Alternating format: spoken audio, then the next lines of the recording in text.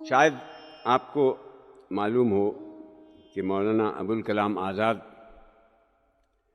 ایک ثقہ شخصیت نہیں تھے، بہت ہمہ جہت شخصیت تھی ان کی۔ ادب، سیاست، تاریخ، سیاست تو ان کا مشغلہ تھا، لیکن شاعری اور موسیقی پہ ان کا کتنا عبور تھا۔ وہ لکھتے ہیں، ایک زمانے میں مجھے فن موسیقی کے مطالعہ اور مشق کا بھی شوق رہ چکا ہے۔ اس کا اشتغال کئی سال تک جاری رہا۔ ابتدا اس کی یوں ہوئی کہ 1905 میں جب میں تعلیم سے فارغ ہو چکا تھا اور طلباء کو پڑھانے میں مشغول تھا، تو کتابوں کا شوق مجھے اکثر ایک کتب فروش خدا بخش کے یہاں لے جایا کرتا تھا، جس نے ویلزلی اسٹریٹ میں مدرسہ کالج کے سامنے دکان لے رکھی تھی، اور زیادہ تر عربی اور فارسی کی قلمی کتابوں کی خرید و فروخت کا کاروبار کیا کرتا تھا۔ ایک دن اس نے فقیر اللہ سیف خان کی راگ درپن کا ایک نہایت خوش خط اور مصور نسخہ مجھے دکھایا اور کہا کہ یہ کتاب فن موسیقی میں ہے۔ سیف خان عالمگیری عہد کا ایک امیر تھا اور ہندوستان کی موسیقی کے علم و عمل کا ماہر تھا۔ اس نے سنسکرت کی ایک کتاب کا فارسی میں ترجمہ کیا جو راگ درپن کے نام سے مشہور ہوئی۔ یہ نسخہ جو خدا بخش کے ہاتھ لگا تھا، آصف جاہ کے لڑکے ناصر جنگ شہید کے کتب خانے کا تھا اور نہایت اہتمام کے ساتھ مرتب کیا گیا تھا۔ میں ابھی اس کا دیباچہ دیکھ رہا تھا کہ مسٹر ڈینیسن راس آ گئے، جو اس زمانے میں مدرسہ عالیہ کے پرنسپل تھے اور ایرانی لہجے میں فارسی بولنے کے بہت شائق تھے۔ یہ دیکھ کر کہ ایک کمسن لڑکا فارسی کی ایک قلمی کتاب کا غور و خوض سے مطالعہ کر رہا ہے، متعجب ہوئے اور مجھ سے فارسی میں پوچھا، یہ کس مصنف کی کتاب ہے؟ میں نے فارسی میں جواب دیا کہ یہ سیف خان کی کتاب ہے اور فن موسیقی میں ہے۔ انہوں نے کتاب میرے ہاتھ سے لے لی اور خود پڑھنے کی کوشش کی، پھر کہا کہ ہندوستان کا فن موسیقی بہت مشکل فن ہے، کیا تم اس کتاب کے مطالب سمجھ سکتے ہو؟ میں نے کہا، جو کتاب لکھی جاتی ہے اسی لیے لکھی جاتی ہے کہ لوگ اسے پڑھیں اور سمجھیں، میں بھی اسے پڑھوں گا تو سمجھ لوں گا۔ انہوں نے ہنس کر کہا، تم اسے نہیں سمجھ سکتے، اگر سمجھ سکتے ہو تو مجھے اس صفحے کا مطلب سمجھاؤ۔ انہوں نے جس صفحے کی طرف اشارہ کیا تھا اس میں مبادیات کی تقسیموں کا کچھ بیان تھا۔ میں نے الفاظ پڑھ لیے مگر مطلب کچھ سمجھ میں نہ آیا، بہت شرمندہ ہو گیا اور خاموش ہو گیا۔ بالآخر مجھے کہنا پڑا، اس وقت اس کا مطلب بیان نہیں کر سکتا، بغور مطالعہ کرنے کے بعد بیان کر سکوں گا۔ میں نے کتاب لے لی اور گھر آ کر اسے اول سے آخر تک پڑھ ڈالا، لیکن معلوم نہ ہوا کہ اس میں کیا لکھا ہے۔ اصل میں جب تک موسیقی کی مصطلحات پر عبور نہ ہو، کسی ماہر فن سے اس کی مبادیات سمجھ نہ لی جائیں، کتاب کا مطلب سمجھ میں نہیں آ سکتا۔ طبیعت طالب علمی کے زمانے میں اس بات کی خوگر ہو گئی تھی کہ جو کتاب بھی ہاتھ آئی اس پر ایک نظر ڈالی اور تمام مطالب پر عبور ہو گیا۔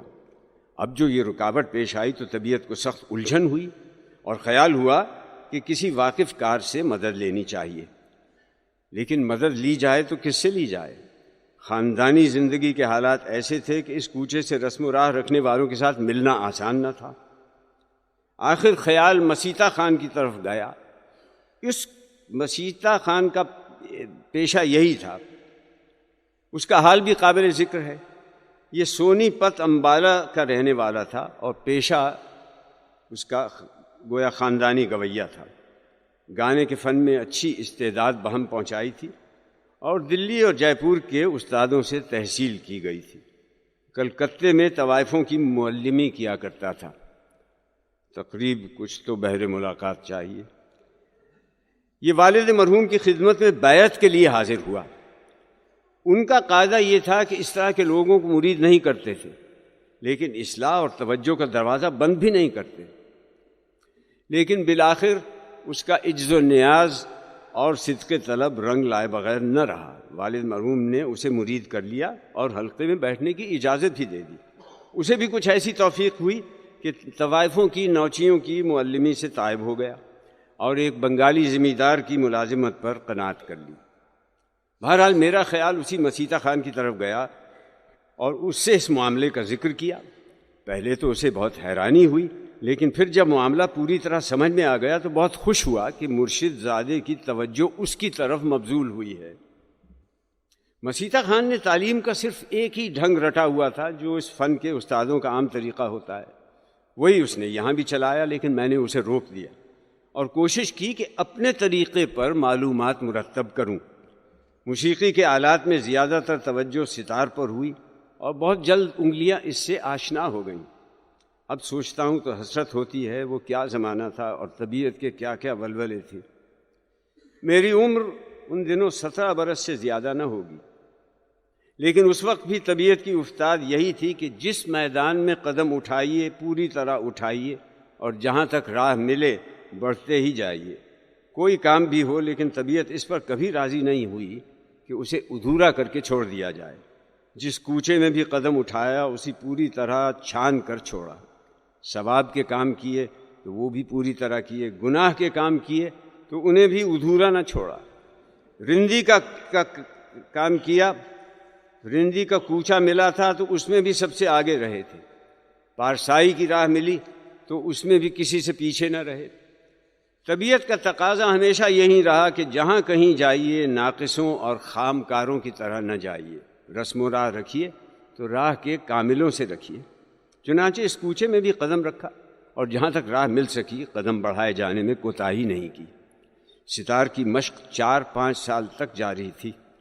بین سے بھی انگلیاں نہ آشنا نہیں رہیں، لیکن زیادہ دل بستگی اس سے نہ ہو سکی۔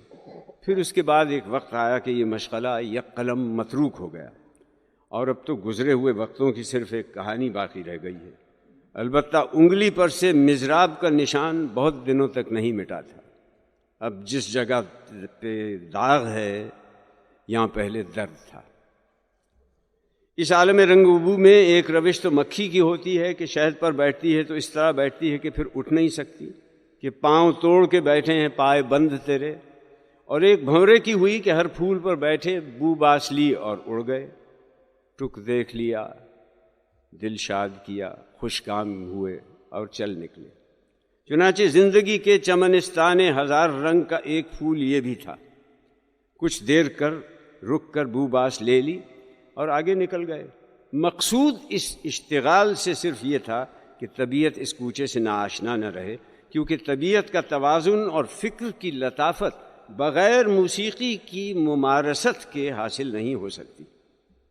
جب ایک خاص حد تک یہ مقصد حاصل ہو گیا تو پھر مزید اشتغال غیر ضروری تھا۔ البتہ موسیقی کا ذوق اور تاثر جو دل کے ایک ایک ریشے میں رچ گیا تھا دل سے نکالا نہیں جا سکتا تھا، اور آج تک نہیں نکلا۔ جاتی ہے کوئی کشمکش اندوہ عشق کی، دل بھی اگر گیا تو وہی دل کا درد تھا۔ حسن آواز میں ہو یا چہرے میں ہو، تاج محل میں ہو یا نشاط باغ میں، حسن ہے۔ حسن اپنا فطری مطالبہ رکھتا ہے۔ میں آپ سے ایک بات کہوں، میں نے بارہا اپنی طبیعت کو ٹٹولا ہے۔ میں زندگی کی احتیاجوں میں سے ہر چیز کے بغیر خوش رہ سکتا ہوں، لیکن موسیقی کے بغیر نہیں رہ سکتا۔ آواز خوش میرے لیے زندگی کا سہارا، دماغی کاوشوں کا مداوا اور جسم و دل کی ساری بیماریوں کا علاج ہے۔ مجھے اگر آپ زندگی کی رہی سہی راحتوں سے محروم کر دینا چاہتے ہیں تو صرف اس ایک چیز موسیقی سے محروم کر دیجئے، آپ کا مقصد پورا ہو جائے گا۔ جس زمانے میں موسیقی کا اشتغال جاری تھا، طبیعت کی خود رفتگی اور محویت کے بعض ناقابل فراموش احوال پیش آئے، جو اگرچہ خود گزر گئے لیکن ہمیشہ کے لیے دامن زندگی پر اپنا رنگ چھوڑ گئے۔ اس زمانے کا ایک واقعہ ہے کہ آگرے کے سفر کا اتفاق ہوا۔ اپریل کا مہینہ تھا، چاندنی کی ڈھلتی ہوئی راتیں تھیں۔ جب رات کی پچھلی پہر شروع ہونے کو ہوتی تو چاند پردہ شب ہٹا کر یک جھانکنے لگتا۔ میں نے خاص طور پر کوشش کر کے ایسا انتظام کر رکھا تھا کہ رات کو ستار لے کر تاج چلا جاتا اور اس کی چھت پر جمنا کے رخ بیٹھ جاتا۔ پھر جو ہی چاندنی پھیلنے لگتی ستار پر کوئی گیت چھیڑ دیتا اور اس میں محو ہو جاتا۔ کیا کہوں، کس طرح کہوں کہ فریب تخیل کے کیسے کیسے جلوے انہی آنکھوں کے آگے سے گزر چکے ہیں۔ رات کا سناٹا، ستاروں کی چھاؤں، ڈھلتی ہوئی چاندنی اور اپریل کی بھیگی ہوئی رات، چاروں طرف تاج کے مینارے سر اٹھائے کھڑے تھے، برجیاں دم بخود تھیں، بیچ میں چاندنی سے دھلا ہوا مرمری گنبد اپنی کرسی پر بے حس و حرکت متمکن تھا، نیچے جمنا کی روپہلی جدولیں بل کھا کھا کر دوڑ رہی تھیں، اور اوپر ستاروں کی انگنت نگاہیں حیرت کے عالم میں تک رہی تھیں۔ نور و ظلمت کی اس ملی جلی فضا میں اچانک پردہ ہائے ستار سے نالہ ہائے بے حرف اٹھتے اور ہوا کی لہروں پر بے روک تیرنے لگتے۔ آسمان سے تارے جھڑ رہے تھے اور میری انگلی کے زخموں سے نغمے۔